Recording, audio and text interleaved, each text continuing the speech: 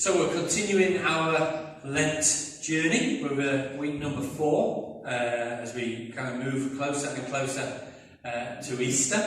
I hope that you're finding the material that we've been using interesting. I hope in some ways it's been challenging as well a little bit. Perhaps we've been learning a few different things. That's part of what I hoped, I think, when we went into this. That perhaps God will speak to us in a few slightly different ways to perhaps what sometimes we're used to.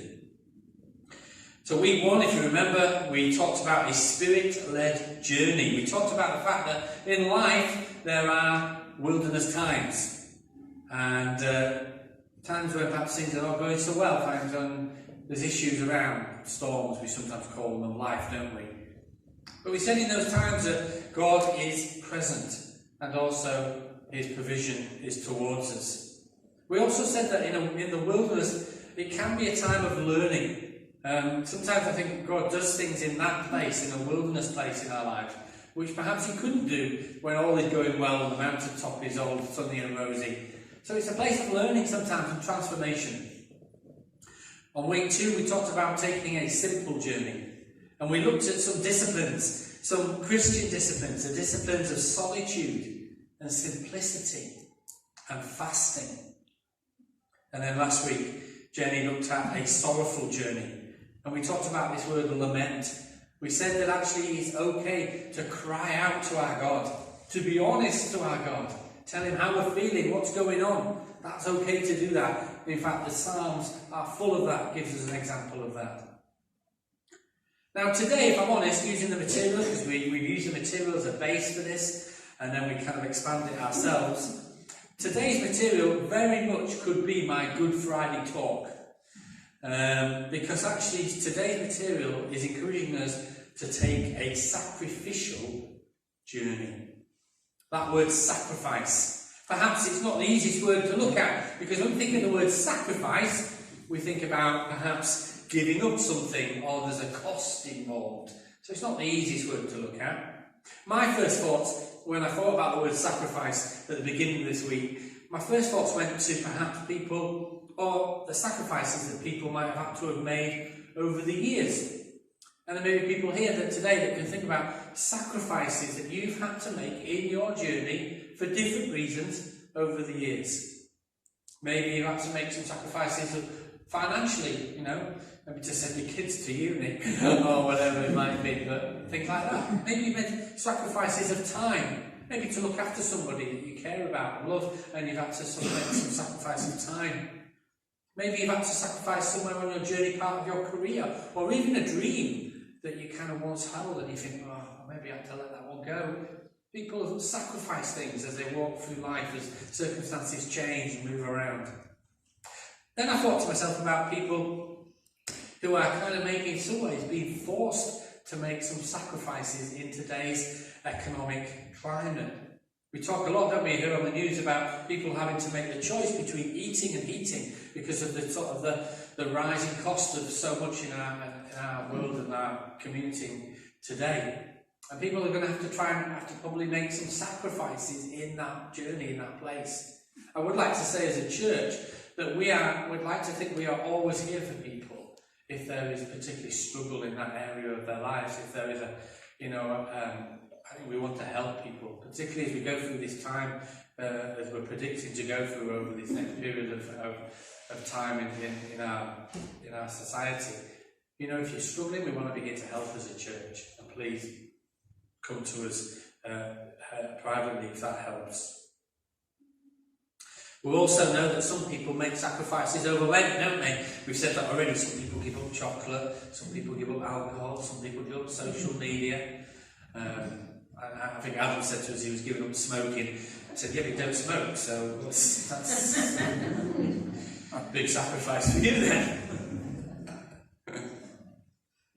Here's the question today, and this is quite an important question, I think.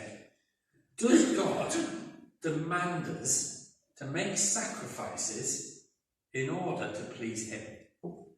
Does the God that we're talking about today and here to worship with, does He demand us to make sacrifices in our lives in order that we might please Him? So our Bible reading is really important, Isaiah 53. It's Isaiah, in that reading, foretold hundreds of years before, talked about the birth of Jesus. He talked about the coming of the Messiah, and also what would happen to the Messiah. And perhaps people reading that would have thought, that's not kind of what we're expecting, that's not what we think might happen. But yet Isaiah is prophesying, he's saying, there is one to come, and this is what he will be like, and this is what will happen to him. So my first kind of point out of this today really is Jesus, the man of sorrow. And I think Jenny touched on this last week in her message. One of the titles of Jesus was a man of sorrow. It's not a great superhero name, that, is it really? It doesn't kind of like, here comes the man of sorrow. It's like, oh, right, okay. But we know that Jesus wept at the tomb of Lazarus. We know that he wept over Jerusalem. And we know that he mourned at the loss of his cousin John. Again, Jenny said that this was not very British when we have mottos like, have a stiff upper lip, and keep calm, and carry on. You see, Jesus for us as the people of God, and for the world, I believe, is always an example. And I think the example here is that it is okay to show emotions.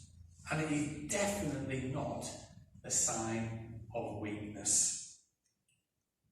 This is part of the experiences of Jesus on earth. He experienced grief. He experienced temptation. He experienced sorrow, the pain of loss, of being alone, of being let down. Jesus experienced life's wilderness emotions. And ultimately, this is shown at the wilderness of the cross. Let me read just a couple more of those verses again from Isaiah 53. He grew up before him like a tender shoot, and like the root out of the ground. He had no beauty or majesty to attract us to him, nothing in his appearance that we should desire him. He was despised and rejected by mankind, a man of suffering and familiar with pain. Like one from whom people would hide their faces, he was despised, and we held him in low esteem. You know, Jesus' humanness, his human experiences, I think are very important. They are, certainly to me, following Jesus as my God. When we sang about that, the servant king from heaven, you came, helpless babe, entered our world, your glory veiled. And then those words, there in the garden of tears, my heavy load you chose to bear. His heart with sorrow was torn. Yet not my will, but yours, he said. And then I think about Philippians 2, again, verses 6 and 8. Who, being the very nature God, did not consider equality with God something to be used to his advantage. Rather, he made himself nothing, taking the very nature of a servant, being made in human likeness, and being found in appearance of a man, he humbled himself by becoming obedient to death, even death on a cross. Jesus came into and experienced the dust and the difficulty of the wilderness of this world. This is my God. This is your God.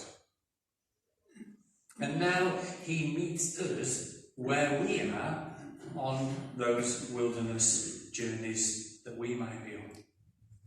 Not just as a shoulder to cry on, to give us sympathy, though lovely that would be. I believe he is there and he understands. I believe in Jesus there is real empathy towards us.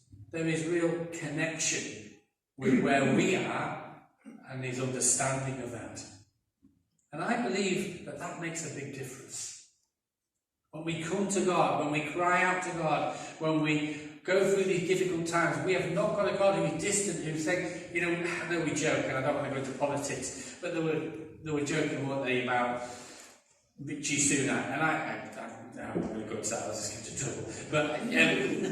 But there was one commentator says he's one of the richest men in Parliament, and yet he's talking about the struggles of people who can't choose between putting their heating on or putting food on their table.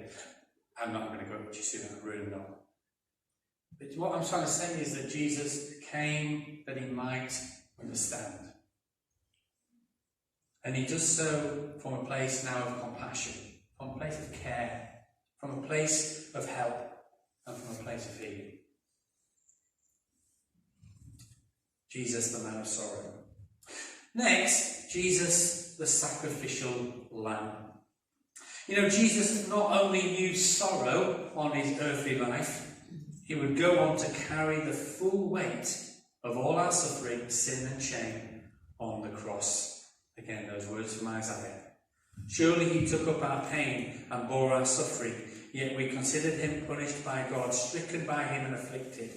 But he was pierced for our transgressions, he was crushed for our iniquities, and punishment that brought us peace was on him, and by his wounds we are healed.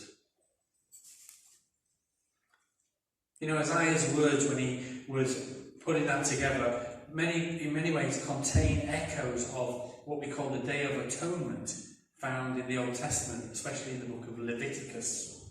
In the Old Testament, they used to make sacrifices, and I wanted to just read to you from the actual material a little bit about the Old Testament sacrifices, and think about how this echoes into the words of Isaiah. This passage from Isaiah, 40 years in the wilderness, tells us how God dealt with their sin. One day each year, through the death of the sacrificial lamb and the sacrifice of a scapegoat, the priest would place his hands on the head of a goat to transfer the guilt of the people onto it. It was then sent away to symbolically carry the weight of all Israel's sin out into the wilderness. The goat will carry on itself all the sins into a solitary place. It was to be cut off from the land of the living, suffering for these sins so the people didn't have to. Echoing this story, Isaiah writes, he was led like a lamb to the slaughter, and as a sheep before its shearers is silent. So he did not open his mouth. By oppression and judgment he was taken away. Yet who of his generation protested? For he was cut off from the land of the living. For the transgressions of my people he was punished. And Isaiah is using this imagery of this Old Testament sacrifice that people would make. And it reminds me of a song. We sing this song here. I used to sing a song when I remember when I was growing up called "Led Like a Lamb to the Slaughter." Do we know that one? Yeah. Do we know? I can't remember. I always get a bit confused what I know from my Chadderton Community Church days. But I used to sing those words in silence and shame. There on the back you carried the world of violence and pain, bleeding, dying. Jesus was our sacrificial lamb. And in Leviticus it uses this word scapegoat.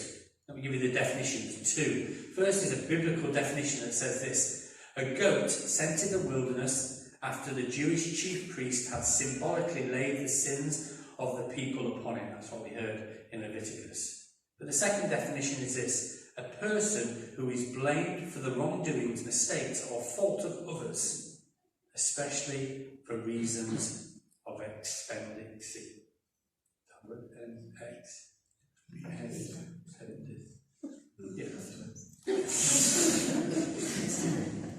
I know what it means, I think. But it's that sense of sacrifice, isn't it? Jesus as our sacrificial. Jesus became the scapegoat for us. He was without sin. Yet as it says in the song, How Deep the Father's Love, it was my sin that held him there. I think whatever our wilderness, Jesus has carried it on him, on the cross. He's carried our sin and our struggle, our sorrow and our pain. He went into the wilderness of judgment alone for us. You know, and that is so hard sometimes to get our heads around. How can it be that on the cross, Jesus took all that onto him? All our sin, all our shame, all our suffering, all our pain. How could that be? It isn't easy to get our heads around. Why did that happen? Well, again, that song reminds us, doesn't it, how deep the Father's love for us. And when you go to John 15, verse 13, greater love has no one than this, that he laid down his life for one's friends. On the cross, Jesus took the punishment for the problem. He broke the barrier. He overcame the separation. Now, because of Jesus, the sacrificial lamb, there is the offer to us all of forgiveness, of new life, of peace and hope, of healing and of strength. You see why it could be my Good Friday message, couldn't it? But yet, thinking about the cross and the meaning of the cross is not just for Good Friday, is it? It's at the centre of who we are as good people, aren't we? We've got to recognise that Jesus came from glory into this world, and as he lived his life, he experienced the wilderness and the pain and the suffering and the sorrow that much of this world can sometimes bring to people. He experienced that, he encountered that, so that he might understand, he might have empathy, he might connect with us at that level. And eventually, that took him to the cross, the ultimate act, when he took the sins of the world and the mess of this world upon him. He was the scapegoat, he was the one who died for all. And so our final point then is this: the sacrifice we are called to make. We jump into the New Testament in the book of Hebrews 10 verse 14, it says this: for by one sacrifice he has made perfect forever those who are being holy. Jesus was one sacrifice for all. Jesus completely fulfilled all that in the Old Testament the Day of Atonement was meant to be. And that took place regularly. Every year, the Day of Atonement, the Day of Atonement, the Day of Atonement. So they had to do that as a regular thing. Jesus once and for all. Now, see, for us, we don't have to go through the ritual of sacrificing a lamb. Aren't we pleased about that?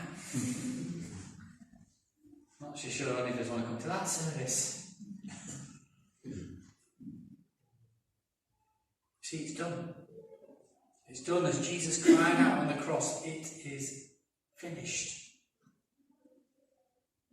We also, can't bring sacrifices to win favour with God, which is what people used to do. Because of Jesus, God's favour is now just towards us. So we can't earn anything by bringing kind of a sacrifice that might just try and win a few extra brownie points. Yet the writer in Hebrews does go on to say that there are sacrifices that we are still called to make. Hebrews 13 verses 15 and 16 say this: through Jesus, therefore, let us continually offer to God a sacrifice of praise, the fruit of lips that openly confess his name, and do not forget to do good and to share with others. For with such sacrifices, God is pleased. He's talking about here making a sacrifice of praise. He's talking about making a sacrifice of doing good and sharing with others. And you know what? These are sacrifices of response. And that's really important to hear. Because I said earlier, didn't I? Does God demand us to make sacrifices so that we might please him? My answer to that would be no. God will not demand us to do anything. He will not force upon us to do anything. These sacrifices are sacrifices, what I believe to be sacrifices of when you get it. And what I mean by that is when you get the meaning of the cross. When you understand it, when not just some bloke at the front or lady at the front tells you about what it means, Not some guy just says, well, Jesus died for you and he loves you and he took your sins on the cross and you think, yeah, great, I heard that, yeah, I believe it. I'm talking about when you really get it. When this actually hits your life, impacts your life, and starts to change your life. And there's a difference. Because a lot of people hear it, and that's okay. We want people to hear it. But our desire is for people to get it. And there's a difference. See, I think when you get it, you get inspired. You get compelled. You get empowered to respond. It comes from getting it. It's not, well, I need to respond because God tells me I have to. Because if I don't, I'll get into trouble. God's forcing me to do something. It comes from a sense of, you know what, wow, I understand something of what God has done for me. And in that understanding, how can I not respond? And the response here, it talks about is in three ways. The first way is it talks about the response of praise. It's about giving God the worship, isn't it? It's about offering your thanksgiving to Him. It's about singing songs. It's about being thankful for your life. It's about spending time with Him and enjoying Him. It's about that response of praise. It's not having a chat with you, and it's just saying sorry. We'll get back to it. You know I apologise. You know, it's great. It's true that. You know, it's amazing how many phone calls I get this time of day. And you think to yourself, where do people think I am?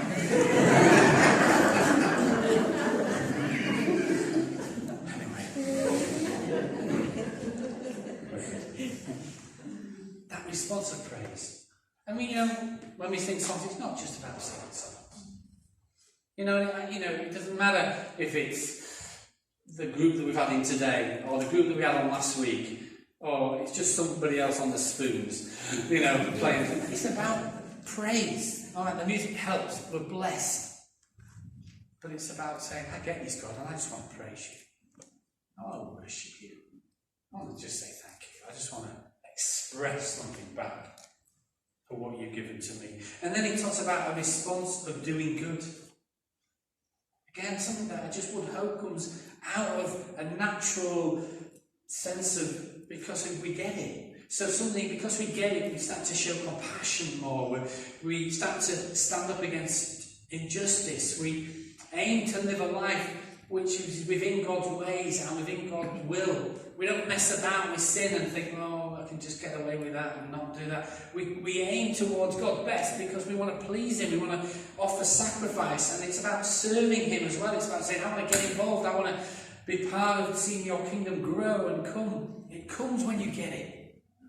And it's the only way, because it's not about demanding. It's not about forcing. It's about responding.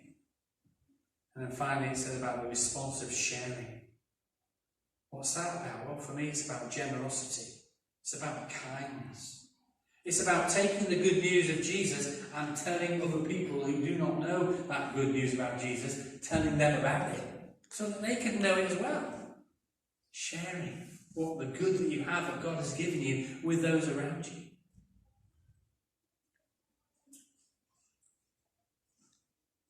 It's all part of this wilderness walk that we're on, isn't it? Again, today. Jesus, a man of sorrow. He's been there, basically. Been there, got the t-shirt. That's what you want to say. And now, towards us, as we walk through sometimes those difficult wilderness times, then He walks with us in empathy and connection and understanding. I think that's important. That makes a difference for me. Jesus is the sacrificial lamb. He carried all our suffering and pain and sin and shame on the cross. It's not easy to get our heads around. But when we begin to get it, when we understand the love that God has for us, that made Jesus go through that journey for us, then let our response be a response of praise. Let our response be a response of doing good. And let our response be that of sharing with others of what we have with them.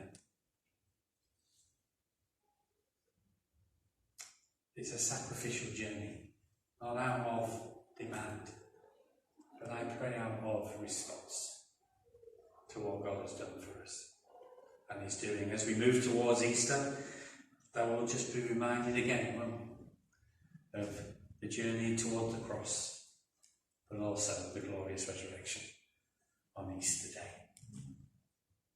Amen. Let me just respond.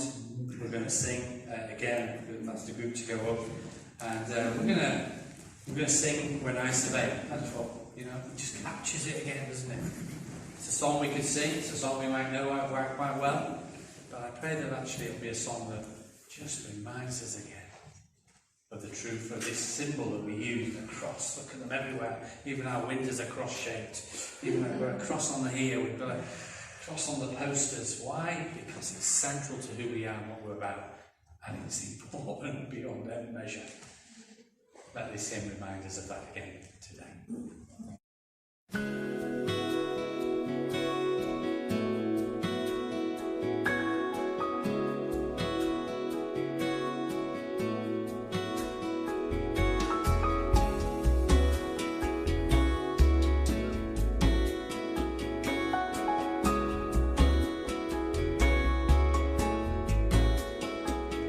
How deep the Father's love for us, how vast beyond all measure, that He should give His only Son to make a wretch His treasure. How great the pain of searing loss, the Father turns His face away, as wounds which mar the chosen one bring many sons to glory.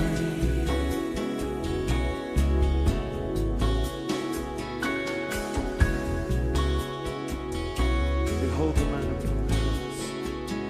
Behold the man upon a cross, my sin upon His shoulders. Ashamed, I hear my mocking voice call out among the scoffers. It was my sin that held Him there until it was accomplished. His dying breath has brought me life. I know that it is finished.